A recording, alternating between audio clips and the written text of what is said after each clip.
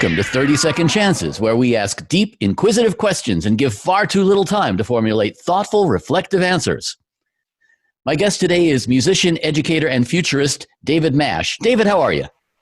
I'm good, thanks. How are you doing? Doing great, thanks. Okay, you know the dance, 30 seconds, and then on to the next question. Are you ready?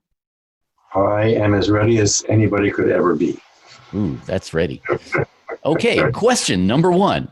How has the recent shutdown and the current reopening impacted your own life and your own work?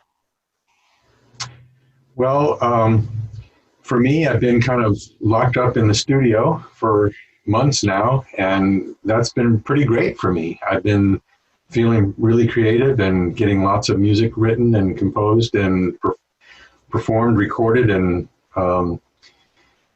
been very few interruptions, which has been good. I do miss human interaction and getting together with fellow musicians to play and have fun. Question number two.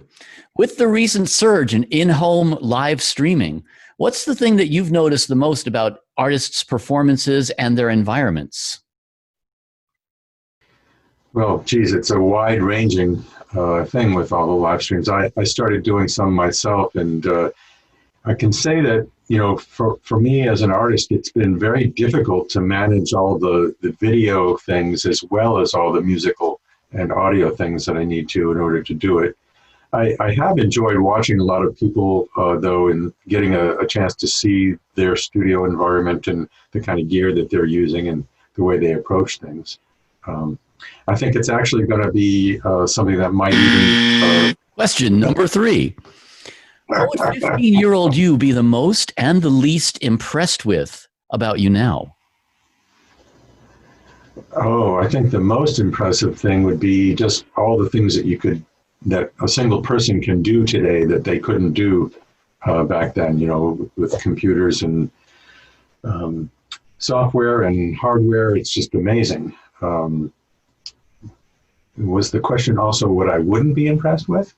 The government, for sure. The politics, the lack of concern for science and data, and in spite of how important. Question number four. What's the dumbest thing you did as a teenager? What's the dumbest thing I ever did? That you're allowed to talk about anyway. Oh, man. I did a lot of dumb things when I was a teenager.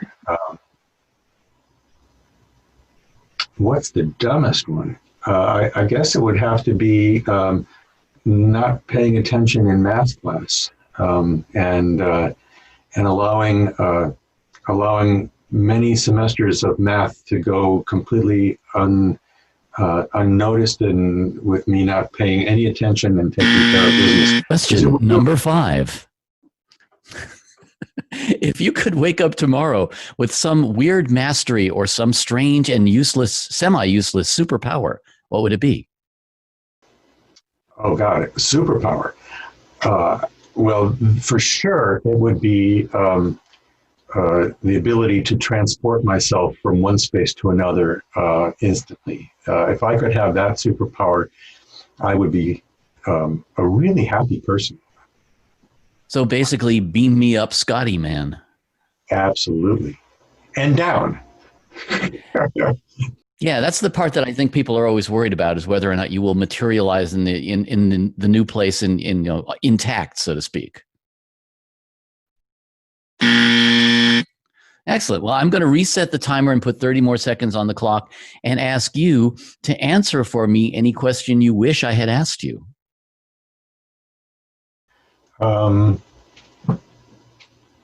So I can answer any question. So you can make up the question yourself and answer it.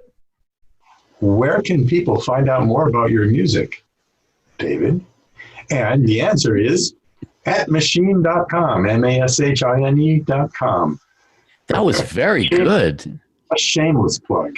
Well done. You are the first person who has actually thought to use that time for their own personal gain. I am impressed. You got to do it. Yes, actually, I've always wondered why more people didn't do that. But, you know, hey, not for me to say. I'm just the MC here, you know. Yes, well, and a good one you are. Well, thank you for being our guest, and it's been fun having you. Likewise, thank you for having me and for letting me get in my shameless plug.